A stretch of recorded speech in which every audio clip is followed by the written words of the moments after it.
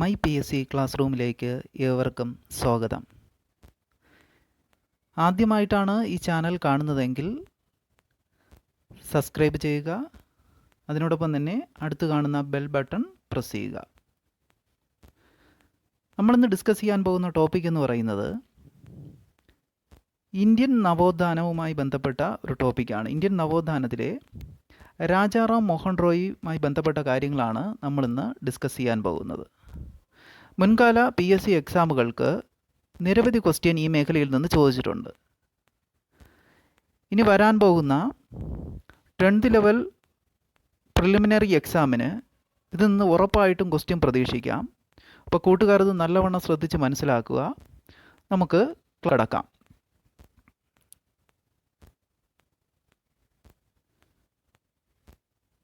രാജാറാം മോഹൻ റോയ് ജനിച്ച വർഷം എന്ന് പറയുന്നത് 1772 ജനിച്ച വർഷം 1772. ഇദ്ദേഹത്തിൻ്റെ ജന്മസ്ഥലം എന്ന് പറയുന്നത് രാധാനഗർ ബംഗാളിലെ രാധാനഗറിലാണ് ഇദ്ദേഹത്തിൻ്റെ ജന്മസ്ഥലം എന്ന് പറയുന്നത്. പിതാവ് രമാകാന്ത് റോയ്, പിതാവിൻ്റെ പേരെന്താണ്? രമാകാന്ത് റോയ്. മാതാവ് തരുണി ദേവി. അപ്പോൾ ജനിച്ച വർഷം 1772, ജന്മസ്ഥലം രാധാനഗർ ബംഗാൾ, പിതാവ് രമാകാന്ത് റോയ്, മാതാവ് തരുണി ദേവി. അടുത്തായിട്ട് പറയാൻ പോകുന്നത് നിരവധി PSC പരീക്ഷകൾക്ക് ചോദിച്ചിട്ടുള്ള ക്വസ്റ്റ്യൻസ് ആണ്. നമുക്ക് കൺഫ്യൂഷൻ വരാവുന്നതുമാണ്. എല്ലാത്തിൻ്റെ ആൻസർ എന്ന് പറയുന്നത് ഒന്ന് തന്നെയാണ്, രാജാറാം മോഹൻ റോയ്. അപ്പോൾ കൂട്ടുകാർ ശ്രദ്ധിച്ച് കേട്ട് മനസ്സിലാക്കുക. ഇന്ത്യൻ നവോത്ഥാനത്തിൻ്റെ പിതാവ്, ബംഗാൾ നവോത്ഥാനത്തിൻ്റെ പിതാവ്, ഇന്ത്യൻ നവോത്ഥാനത്തിൻ്റെ പിതാവ്, ബംഗാൾ നവോത്ഥാനത്തിൻ്റെ പിതാവ്, ഇന്ത്യൻ സാമൂഹിക വിപ്ലവത്തിൻ്റെ പിതാവ്, ആധുനിക ഭാരതത്തിൻ്റെ നവോത്ഥാന നായകൻ, ഇന്ത്യയുടെ ആദ്യ ആധുനിക മനുഷ്യൻ,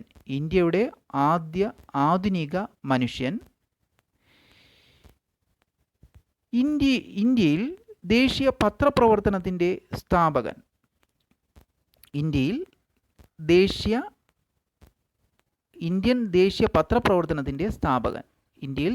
പത്രപ്രവർത്തനത്തിൻ്റെ സ്ഥാപകൻ.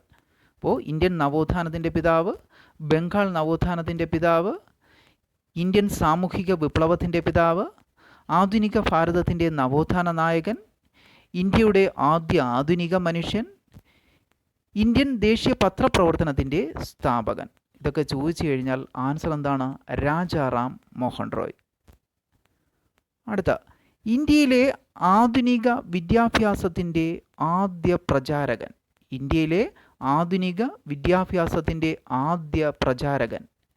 ഇന്ത്യയിൽ ആദ്യമായി ഒരു ദേശീയ വിദ്യാഭ്യാസത്തിൻ്റെ ആവശ്യകത ചൂണ്ടിക്കാണിച്ച ആദ്യ വ്യക്തി, ഇന്ത്യയിലെ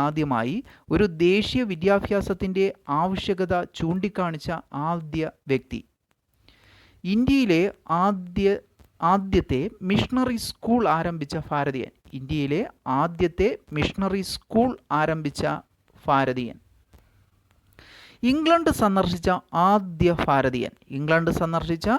ആദ്യ ഭാരതീയൻ, യൂറോപ്പിൽ കപ്പൽ മാർഗം എത്തിയ ആദ്യ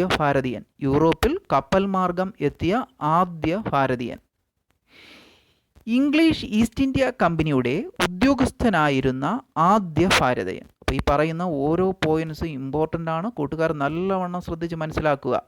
നിരവധി PSC എക്സാമുകൾക്ക് ചോദിച്ചിട്ടുള്ള കാര്യങ്ങളാണ്. അപ്പോൾ ഒരു കൂടെ പറയാം.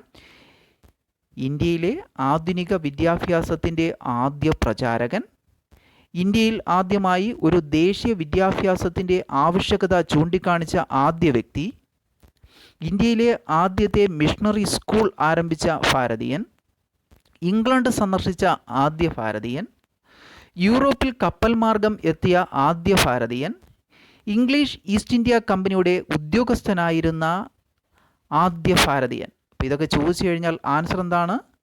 രാജാറാം മോഹൻ റോയ്. എന്താണ്? രാജാറാം മോഹൻ റോയ്. അടുത്ത് പറയാൻ പോകുന്നത് നമുക്ക് കൺഫ്യൂഷൻ വരാവുന്ന ഒരു 4-5 പോയിന്റ്സ് ആണ്.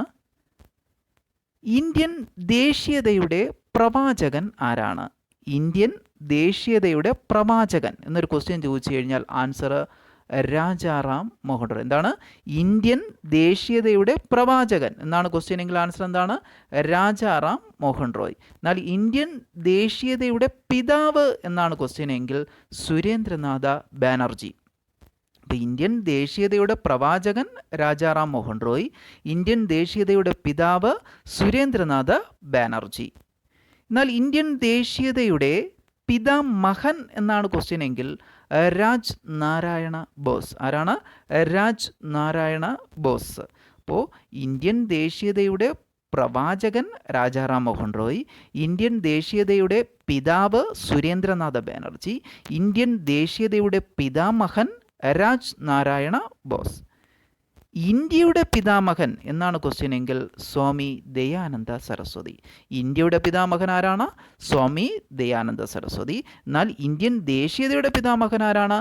രാജ് നാരായണ ബോസ്. അപ്പോൾ ഇത് മനസ്സിലാക്കുക. ഞാൻ ഒരിക്കൽ കൂടെ പറയാൻ കൂട്ടുകാരെ, ഇന്ത്യൻ ദേശീയതയുടെ പ്രവാചകൻ രാജാറാം മോഹൻ റോയ്, ഇന്ത്യൻ ദേശീയതയുടെ പിതാവ് സുരേന്ദ്രനാഥ ബാനർജി, ഇന്ത്യൻ ദേശീയതയുടെ പിതാമഹൻ രാജ് നാരായണ ബോസ്, ഇന്ത്യയുടെ പിതാമഹൻ ആരാണ്?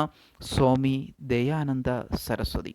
അപ്പോൾ കൂട്ടുകാർ ഇത് റിപ്പീറ്റ് ചെയ്ത് കേട്ട് മനസ്സിലാക്കുക. നിരവധി പരീക്ഷകൾക്ക് ഇതിൽ നിന്ന് ക്വസ്റ്റ്യൻ ചോദിച്ചിട്ടുള്ളതാണ്. അടുത്ത നവോത്ഥാനത്തിൻ്റെ പിതാവ് ആരാണ്?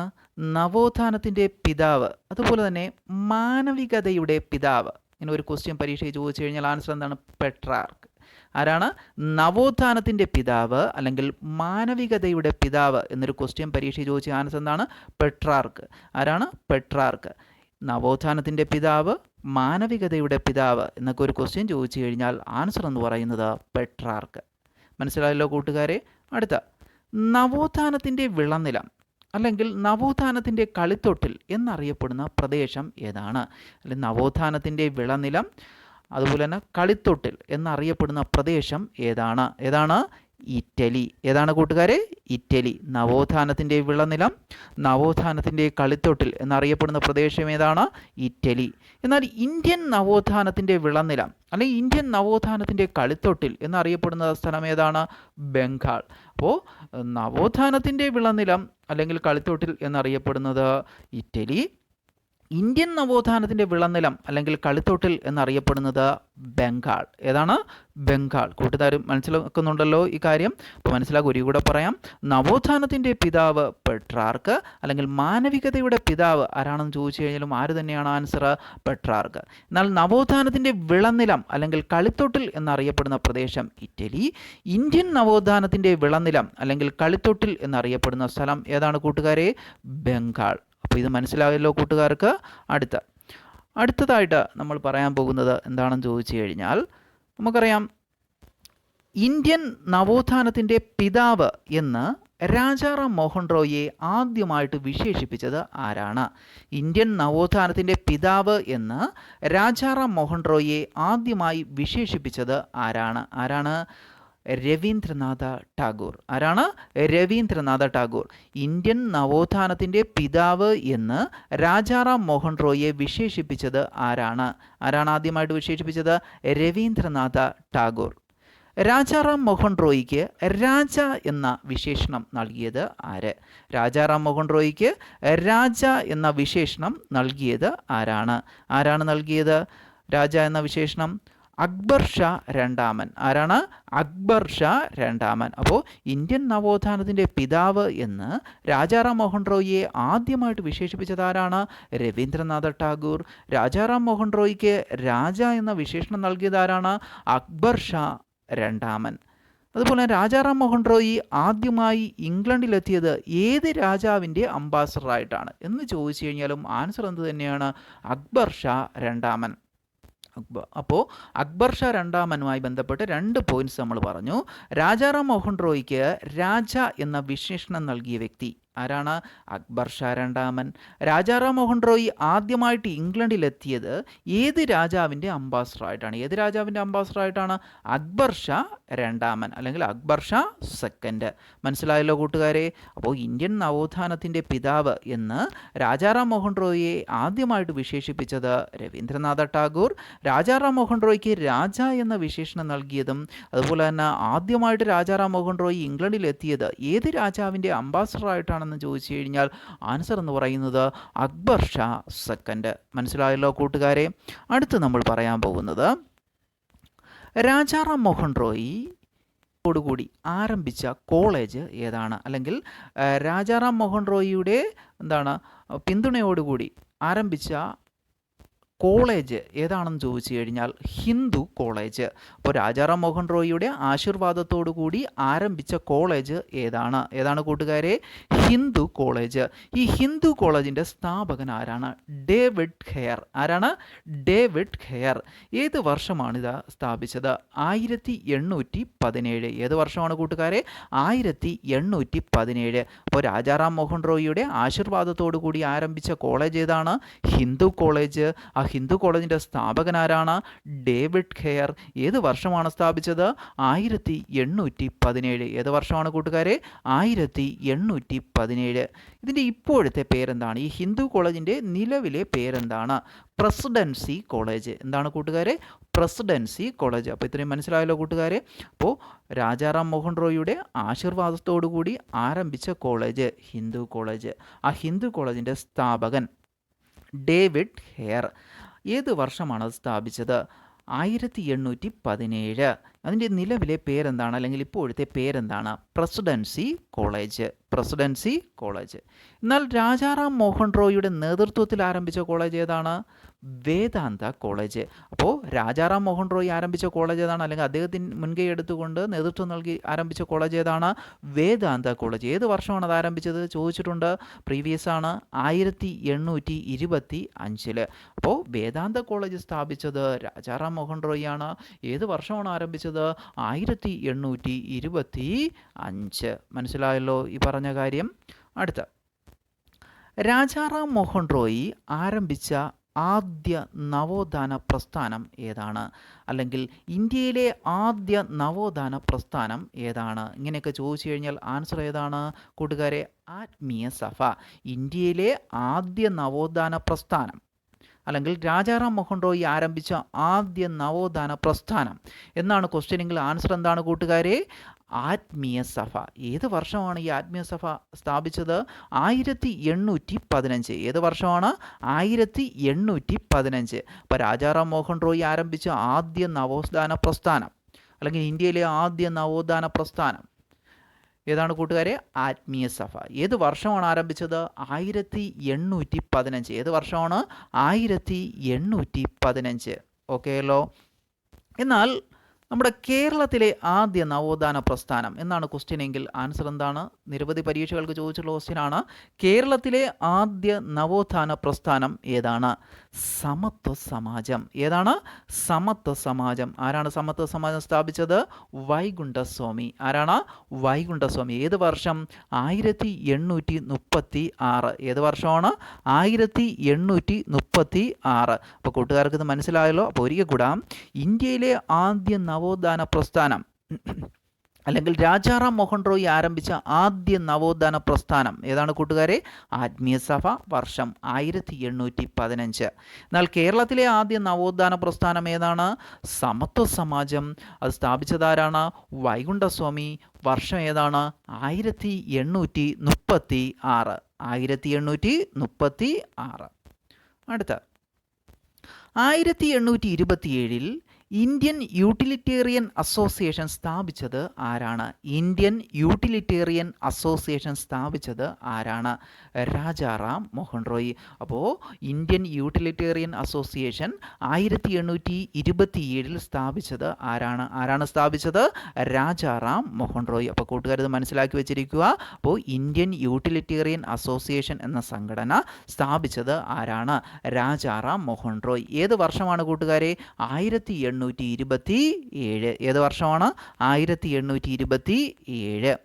അടുത്ത നമുക്ക് ബ്രഹ്മസമാജവുമായി ബന്ധപ്പെട്ട കാര്യങ്ങൾ നോക്കാം. എന്താണ് രാജാറാം മോഹൻ റോയ് ആരംഭിച്ച പ്രസ്ഥാനം? ഏതാണ്? ബ്രഹ്മസമാജം. അപ്പോൾ ഈ ബ്രഹ്മസമാജത്തിൻ്റെ സ്ഥാപകനാരാണ്? രാജാറാം മോഹൻ റോയ്. ഈ ബ്രഹ്മസമാജം ഏത് വർഷമാണ് സ്ഥാപിച്ചത്? 1828.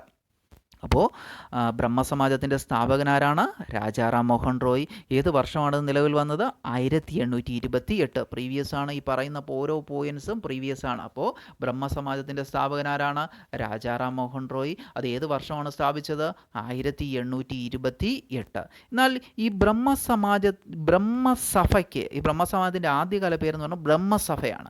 ഈ ബ്രഹ്മസഭയ്ക്ക് ബ്രഹ്മസമാജം എന്ന് പുനർനാമം നൽകിയത് ആരാണ്?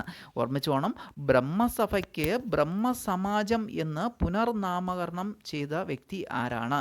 ദേവേന്ദ്രനാഥ ടാഗോർ. പ്രീവിയസ് ക്വസ്റ്റ്യൻ ആണ്. ബ്രഹ്മസഭയ്ക്ക് ബ്രഹ്മസമാജം എന്ന് പുനർനാമം നൽകിയ വ്യക്തി ആരാണ്? ദേവേന്ദ്രനാഥ ടാഗോർ. ഏത് വർഷമാണ്? 1830. ഏത് വർഷമാണ് കൂട്ടുകാരെ? 1830. അപ്പോൾ ബ്രഹ്മസമാജ സ്ഥാപകൻ രാജാറാം മോഹൻ റോയ്. ഏത് വർഷമാണ് നിലവിൽ വന്നത്? 1828. ഈ ബ്രഹ്മസഭയ്ക്ക് ബ്രഹ്മസമാജം എന്ന് പുനർനാമം നൽകിയത് 1830. ആ നൽകിയ വ്യക്തി ആരാണ്? ദേവേന്ദ്രനാഥ ടാഗോർ. ആരാണ്? ദേവേന്ദ്രനാഥ ടാഗോർ. ബ്രഹ്മസമാജത്തിൻ്റെ ആദ്യ സെക്രട്ടറി ആരാണ്? താരാചന്ദ് ചക്രവർത്തി. ഈ ബ്രഹ്മസമാജത്തിൻ്റെ ആദ്യ സെക്രട്ടറി ആരാണ് കൂട്ടുകാരെ? താരാചന്ദ് ചക്രവർത്തി. ആരാണ്? താരാചന്ദ് ചക്രവർത്തി. ബ്രഹ്മസമാജത്തിന് സഭയ്ക്ക് ബ്രഹ്മസമാജം എന്ന് പുനർനാമം നൽകിയത് ദേവേന്ദ്രനാഥ ടാഗോർ. 1830. ബ്രഹ്മസമാജത്തിൻ്റെ ആദ്യ സെക്രട്ടറി താരാചന്ദ് ചക്രവർത്തി. ബ്രഹ്മസമാജത്തിലെ കേരളത്തിലെ നേതാവായിരുന്നു, അല്ലെങ്കിൽ കേരളത്തിൽ ബ്രഹ്മസമാജത്തിന് നേതൃത്വം നൽകിയ വ്യക്തി ആരാണ്? പ്രീവിയസ് ക്വസ്റ്റ്യൻ ആണ്. കൂട്ടുകാർ ഇപ്പം തന്നെ ഓർത്തെടുത്ത് കാണും ആൻസർ. എന്താണ്? അയ്യത്താൻ ഗോപാലൻ. ഈ ബ്രഹ്മസമാജത്തിൻ്റെ കേരളത്തിൻ്റെ ശാഖയ്ക്ക്, അല്ലെങ്കിൽ ബ്രഹ്മസമാജത്തിലെ കേരളത്തിലെ നേതാവ് ആരാണെന്ന് ചോദിച്ചു കഴിഞ്ഞാൽ അയ്യത്താൻ ഗോപാലൻ. ആരാണ്? അയ്യത്താൻ ഗോപാലൻ. അപ്പോൾ ഒരു കൂടെ പറയാം. ബ്രഹ്മസമാജ സ്ഥാപകൻ രാജാറാം മോഹൻ റോയ്. ഏത് വർഷം നിലവിൽ വന്നു? 1828. ബ്രഹ്മസഭയ്ക്ക് ബ്രഹ്മസമാജം എന്ന് പുനർനാമകരണം നൽകിയ വ്യക്തി ദേവേന്ദ്രനാഥ ടാഗോർ. ഏത് വർഷം? 1830. ബ്രഹ്മസമാജത്തിൻ്റെ ആദ്യ സെക്രട്ടറി ആരാണ്? താരാചന്ദ് ചക്രവർത്തി. ആരാണ്? താരാചന്ദ് ചക്രവർത്തി. ബ്രഹ്മസമാജത്തിലെ കേരളത്തിലെ നേതാവ് ആരാണ്? അയ്യത്താൻ ഗോപാലൻ. ആരാണ് കൂട്ടുകാരെ? അയ്യത്താൻ ഗോപാലൻ. ആരാണ്? അയ്യത്താൻ ഗോപാലൻ. അടുത്ത സതി സമ്പ്രദായം. ഈ സതി സമ്പ്രദായം നിരോധിച്ചത് ആരാണ്? ഒരാണ് വില്യം ബെൻഡിക്. ഓർമ്മിച്ചോണം, സതി എന്ന ആ സമ്പ്രദായം നിരോധിച്ചത് ആരാണ്? William Bentinck. ഏത് വർഷമാണ് നിരോധിച്ചത് കൂട്ടുകാരെ? 1829. അപ്പോൾ സതീ സമ്പ്രദായം നിരോധിച്ചത് ആരാണെന്ന് ചോദിച്ചു കഴിഞ്ഞാൽ, അല്ലെങ്കിൽ അത് നിർത്തലാക്കിയത് ആരാണെന്ന് ചോദിച്ചു കഴിഞ്ഞാൽ ആരാണ്? William Bentinck. അത് നിർത്തലാക്കുന്നതിന് വേണ്ടി പ്രയത്നിച്ച വ്യക്തിയാണ് ആര്? രാജാറാം മോഹൻ റോയ്. അപ്പോൾ ഓർത്ത് വച്ചിരിക്കുക, സതീ സമ്പ്രദായം നിരോധിച്ചത് ആരാണെന്ന് ചോദിച്ചു കഴിഞ്ഞാൽ, അല്ലെങ്കിൽ അത് നിർത്തലാക്കിയത് ആരാണെന്ന് ചോദിച്ചു കഴിഞ്ഞാൽ ആരാണ്? വില്യം ബെൻഡിക്കാണ്. മാറിപ്പോരുത് കൂട്ടുകാരെ. അത് ഏത് വർഷമാണ് നിരോധിച്ചത്? 1829. ഏത് വർഷമാണ്? 1829. ഓർമ്മിച്ചോണം, സതീ സമ്പ്രദായം നിരോധിച്ചത് വില്യം ബെൻഡിക്കാണ്. ആ വർഷം എന്ന് പറയുന്നത് 1829. മനസ്സിലായല്ലോ കൂട്ടുകാർക്ക്? അടുത്ത സതി, ഗ്രാമീണ ചെണ്ടക്കാരൻ എന്നീ ചിത്രങ്ങൾ ആരുടേതാണ്? ഓർമ്മിച്ചോണം, സതി, ഗ്രാമീണ ചെണ്ടക്കാരൻ എന്നീ ചിത്രങ്ങൾ ആരുടേതാണ്? ഓർമ്മിച്ച് വച്ചിരിക്കുക. സതി, ഗ്രാമീണ ചെണ്ടക്കാരൻ എന്നീ ചിത്രങ്ങൾ ആരുടേതാണെന്ന് ചോദിച്ചു കഴിഞ്ഞാലും ആരുടേതാണ്? നന്ദലാൽ ബോസ്. പ്രീവിയസ് ക്വസ്റ്റ്യൻ ആണ്. ഗ്രാമീണ ചെണ്ടക്കാരൻ. ഓർമ്മിച്ച സതി, ഗ്രാമീണ ചെണ്ടക്കാരൻ എന്നീ ചിത്രങ്ങൾ ആരുടേതാണ്? നന്ദലാൽ ബോസ്. ഈ നന്ദലാൽ ബോസിനെ കുറിച്ച് പറയുമ്പോൾ വേറെ 2 പോയിന്റ്സ് കൂടെ നമ്മൾ അറിഞ്ഞിരിക്കണം. പ്രീവിയസ് ആണ്. ആധുനിക ഇന്ത്യയുടെ ചിത്രകലയുടെ പിതാവ്. ആധുനിക ഇന്ത്യയുടെ ചിത്രകലയുടെ പിതാവ് ആരാണ്? ആരാണ് കൂട്ടുകാരെ? നന്ദലാൽ ബോസ്. ആധുനിക ഇന്ത്യയുടെ ചിത്രകലയുടെ പിതാവ് ആരാണ് കൂട്ടുകാരെ? നന്ദലാൽ ബോസ്. എന്നാൽ ഇന്ത്യൻ ഭരണഘടനയുടെ കവർ പേജ് തയ്യാറാക്കിയത് ആരാണ്, അല്ലെങ്കിൽ ഡിസൈൻ ചെയ്തത് ആരാണ്? അതും ആര് തന്നെയാണ്? നന്ദലാൽ ബോസ്. ഓർമ്മിച്ചോണം, ഇന്ത്യൻ ഭരണഘടനയുടെ കവർ പേജ് ഡിസൈൻ ചെയ്തത് ആരാണെന്ന് ചോദിച്ചാൽ, അല്ലെങ്കിൽ അത് തയ്യാറാക്കിയത് ആരാണ് കൂട്ടുകാരെ? നന്ദലാൽ ബോസ്. അപ്പോൾ ഓർത്തു വച്ചിരിക്കണം, സതി, ഗ്രാമീണ ചെണ്ടക്കാരൻ എന്നീ ചിത്രങ്ങൾ ആരുടേതാണ്? അതുപോലെ തന്നെ ആധുനിക ഇന്ത്യയുടെ ചിത്രകലയുടെ പിതാവ്, അതുപോലെ ഇന്ത്യൻ ഭരണഘടനയുടെ കവർ പേജ് തയ്യാറാക്കിയത്, ഇതൊക്കെ ആരാണ് കൂട്ടുകാരെ? നന്ദലാൽ ബോസ്. ആരാണ്? നന്ദലാൽ ബോസ്. അടുത്ത മനസ്സിലാക്കി വെച്ചിരിക്കുക. അടുത്തതെന്ന് പറയുന്നത് ഭാരത് മാത എന്ന ചിത്രം ആരുടേതാണ്? ഭാരത് മാത എന്ന ചിത്രം ആരുടെയാണ്? നമ്മൾ പറഞ്ഞു സതി, ഗ്രാമീണ ചെണ്ടക്കാരൻ എന്നീ ചിത്രങ്ങൾ നന്ദലാൽ ബോസിൻ്റെയാണ്. അതേപോലെ തന്നെ പരീക്ഷ ചോദിച്ചിട്ടുള്ള ക്വസ്റ്റ്യനാണ്, ഭാരത് മാത എന്ന ചിത്രം ആരുടേതാണ്? ഭാരത് മാത എന്ന ചിത്രം ആരുടേതാണെന്ന് ചോദിച്ചാൽ അബനീന്ദ്രനാഥ ടാഗോർ. ആരുടെയാണ്? അബനീന്ദ്രനാഥ ടാഗോർ. ഭാരത് മാത, അതുപോലെ തന്നെ ഭാരത് മാത എന്ന ചിത്രം ആരുടേതാണെന്ന് ചോദിച്ചു കഴിഞ്ഞാൽ ആരുടെയാണ് കൂട്ടുകാരെ? അബനീന്ദ്രനാഥ ടാഗോർ. ഈ അബനീന്ദ്രനാഥ ടാഗോർ സ്ഥാപിച്ച ഒരു സംഘടനയാണ് Indian society of oriental arts. പരീക്ഷ ചോദിച്ചിട്ടുണ്ട്, Indian society of oriental arts എന്ന സംഘടനയുടെ സ്ഥാപകൻ ആരാണ്? Indian society of oriental arts എന്ന സംഘടനയുടെ സ്ഥാപകൻ ആരാണ്? അബനീന്ദ്രനാഥ ടാഗോർ. അപ്പോൾ സതി, ഗ്രാമീണ ചെണ്ടക്കാരൻ എന്നീ ചിത്രങ്ങൾ ആരുടേതാണെന്ന് ചോദിച്ചു കഴിഞ്ഞാൽ നന്ദലാൽ ബോസ്. ഭാരത് മാത എന്ന ചിത്രം ആരുടെയാണെന്ന് ചോദിച്ചു കഴിഞ്ഞാൽ ആരുടെയാണ്?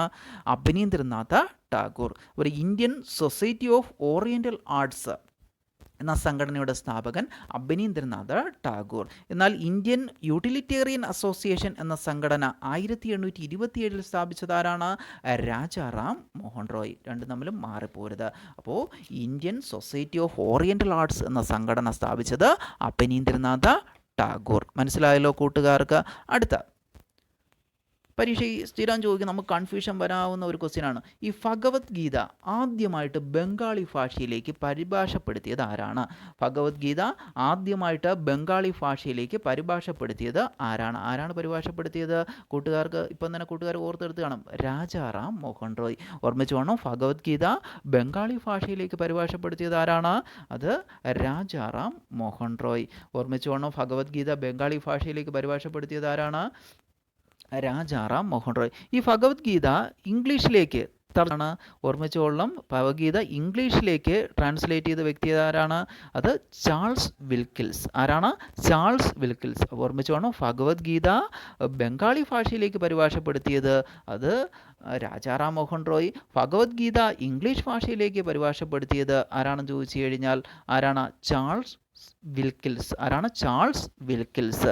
അത് മാറിപ്പോരുത് കൂട്ടുകാർ, നല്ലവണ്ണം അത് മനസ്സിലാക്കി വെച്ചിരിക്കുക. മനസ്സിലായല്ലോ കൂട്ടുകാരെ? അപ്പോൾ ഓർത്തു വച്ചിരിക്കുക, ഭഗവത്ഗീത ബംഗാളി ഭാഷയിലേക്ക് പരിഭാഷപ്പെടുത്തിയത് ആരാണെന്ന് ചോദിച്ചു കഴിഞ്ഞാൽ രാജാറാം മോഹൻ റോയ്. ഭഗവത്ഗീത അതുപോലെ തന്നെ ഇംഗ്ലീഷ് ഭാഷയിലേക്ക് പരിഭാഷപ്പെടുത്തിയത് ആരാണെന്ന് ചോദിച്ചു കഴിഞ്ഞാൽ ചാൾസ് വിൽക്കിൽസ്. മനസ്സിലായല്ലോ? ചാൾസ് വിൽക്കിൽസ്. അതുപോലെ ജാതി വ്യവസ്ഥയെ വിമർശിക്കുന്ന വജ്രസൂചി എന്ന നാടകം ബംഗാളി ഭാഷയിലേക്ക് പരിഭാഷപ്പെടുത്തിയത് ആരാണെന്ന് ചോദിച്ചു കഴിഞ്ഞാലും ആൻസർ എന്താണ്?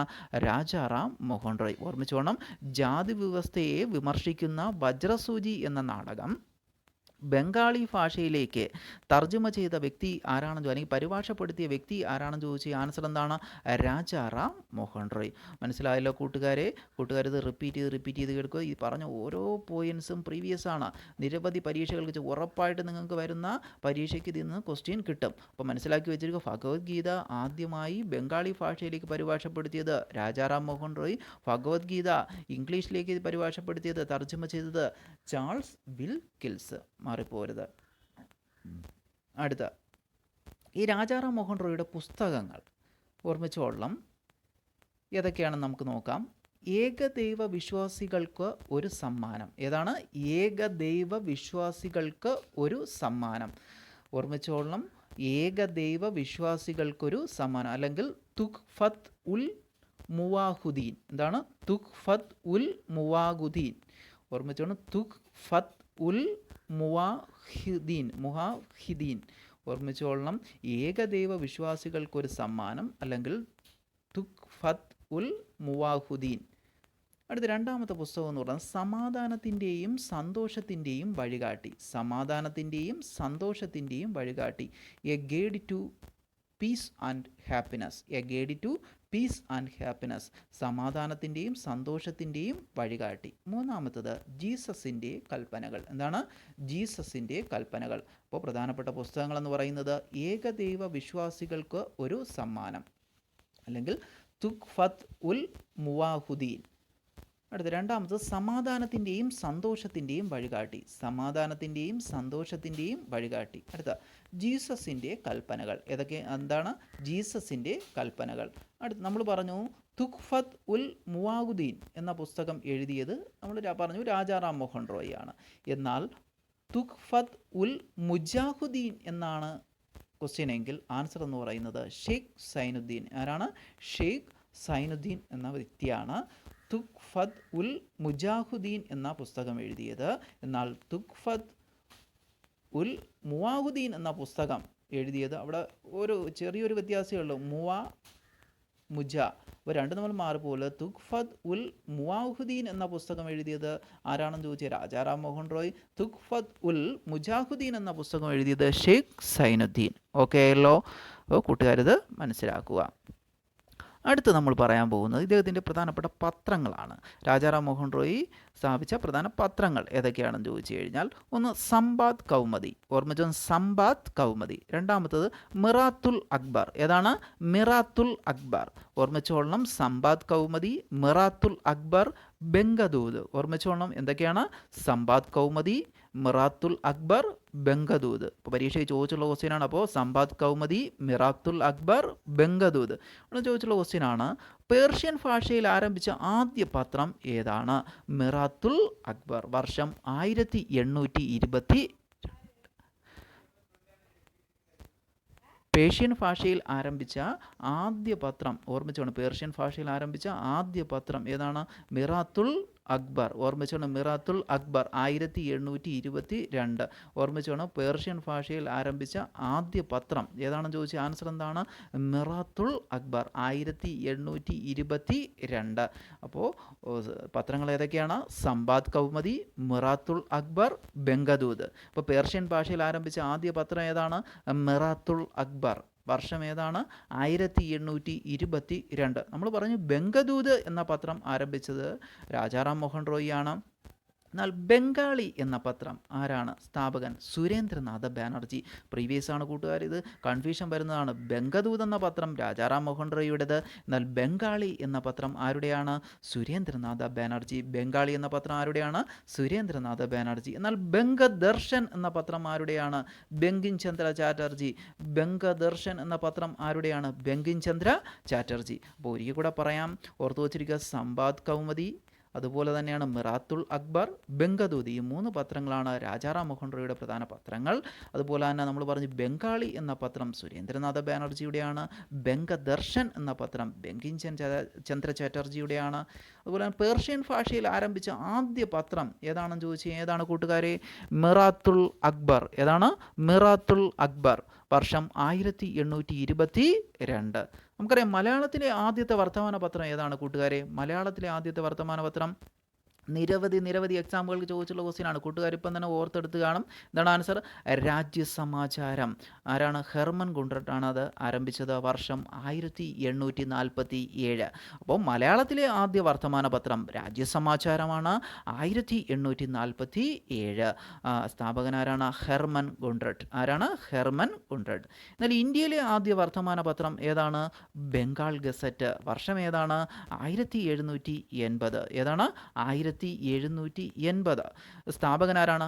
James Augustus Hicky. ആരാണ്? James Augustus Hicky. ഓർത്തു വച്ചിരിക്കുക, മലയാളത്തിലെ ആദ്യ വർത്തമാന പത്രം രാജ്യസമാചാരം. സ്ഥാപകൻ ഹെർമൻ ഗുണ്ടർട്ട്. വർഷം 1847. ഇന്ത്യയിലെ ആദ്യ വർത്തമാന പത്രം ഏതാണ്? ബംഗാൾ ഗസറ്റ് ആണ്. വർഷം 1780. സ്ഥാപകനാരാണ്? James Augustus Hicky. ആരാണ്? James Augustus Hicky. അപ്പോൾ കൂട്ടുകാരിത് മനസ്സിലാക്കുന്നുണ്ടല്ലോ കൂട്ടുകാരെ. അടുത്ത് നമ്മൾ പറയാൻ പോകുന്നതെന്ന് പറയുന്നത് നമ്മുടെ ഈ രാജാറാം മോഹൻ റോയി അന്ത്യവിശ്രമം കൊള്ളുന്ന സ്ഥലം ഏതാണ്? രാജാറാം മോഹൻ റോയി അന്ത്യവിശ്രമം കൊള്ളുന്ന സ്ഥലം ഏതാണ് കൂട്ടുകാരെ? ഓർമ്മിച്ചോണം, ബ്രിസ്റ്റലിന് സമീപത്തുള്ള അർണോസ് വാലി സെമിത്തേരിയിലാണ് അദ്ദേഹം അന്ത്യവിശ്രമം കൊള്ളുന്നത്. ബ്രിസ്റ്റലിന് സമീപമുള്ള അർണോസ് വാലി സെമിത്തേരി ഓർമ്മിച്ച് വെച്ചിരിക്കുക. ബ്രിസ്റ്റലിന് സമീപമുള്ള അർണോസ് വാലി സെമിത്തേരി. ഇദ്ദേഹം അന്തരിച്ച വർഷം എന്ന് പറയുന്നത് 1833. നമ്മൾ പറഞ്ഞു ജനിച്ച വർഷം ഏതാണ്?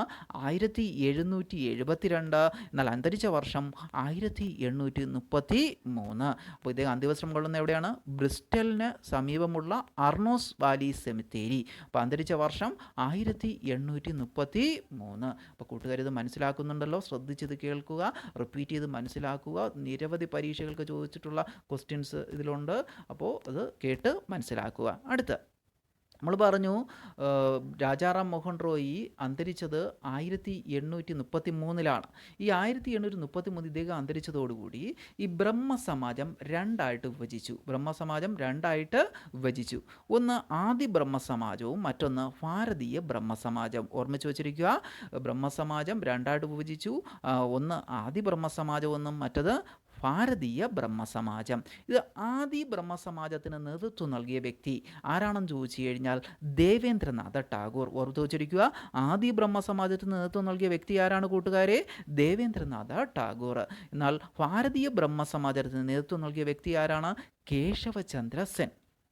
ഓർത്തു വച്ചിരിക്കുക, ബ്രഹ്മസമാജം രണ്ടായിട്ട് പിരിഞ്ഞു.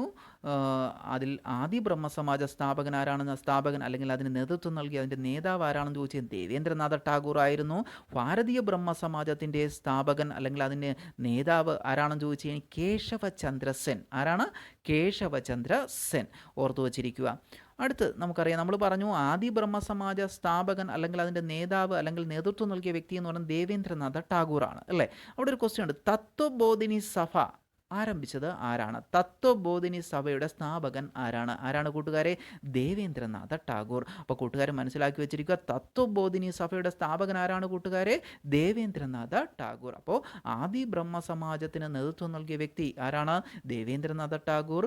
തത്വബോധിനി സഭ ഇവിടെ സ്ഥാപകൻ ആരാണ് കൂട്ടുകാരെ? ദേവേന്ദ്രനാഥ ടാഗോർ. നമ്മൾ പറഞ്ഞു കേശവചന്ദ്ര സെൻ അല്ലേ. ഭാരതീയ ബ്രഹ്മസമാജത്തിന് നേതൃത്വം നൽകിയത് ആരാണ്? കേശവചന്ദ്ര സെൻ അല്ലേ. അവിടെ ഒരു ക്വസ്റ്റ്യൻ ഉണ്ട്, ഇന്ത്യൻ റിഫോം അസോസിയേഷൻ എന്ന സംഘടന സ്ഥാപിച്ചത് ആരാണ്? ഇന്ത്യൻ റിഫോം അസോസിയേഷൻ എന്ന സംഘടന സ്ഥാപിച്ചത് ആരാണ്? കേശവചന്ദ്ര സെൻ. നമ്മൾ നേരത്തെ പറഞ്ഞു Indian society of oriental arts എന്ന സംഘടന സ്ഥാപിച്ചത് ആരാണ് കൂട്ടുകാരെ? അബനീന്ദ്രനാഥ ടാഗോർ അല്ലേ. അബനീന്ദ്രനാഥ ടാഗോർ. എന്നാൽ ഇന്ത്യൻ റിഫോം അസോസിയേഷൻ സ്ഥാപിച്ചത് ആരാണ്? എന്ന സംഘടന സ്ഥാപിച്ചത് കേശവചന്ദ്ര സെൻ.